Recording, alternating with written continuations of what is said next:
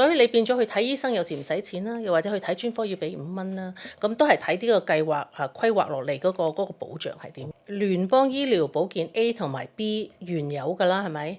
呢兩個 part 咧其實係只係包你醫療上邊需要嘅服務。即係 A 同埋 B。係啦，去睇醫生啊、驗血啊、醫院啊或者係手術啊，呢啲好簡單嘅醫療需要嘅嘢。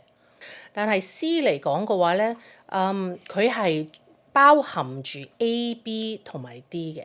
咁樣如果你參加咗一個 C 部分嘅計劃嘅話咧，咁 C 部分咧係歸於每一間唔同嘅驗收公司去賣㗎嘛。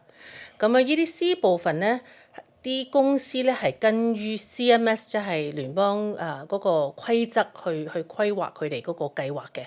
咁佢推出嚟嘅時候咧，佢一定要指定佢有必須跟住政府所列下嘅醫療保障。原有嘅 A、B 咧，佢只係包你80%。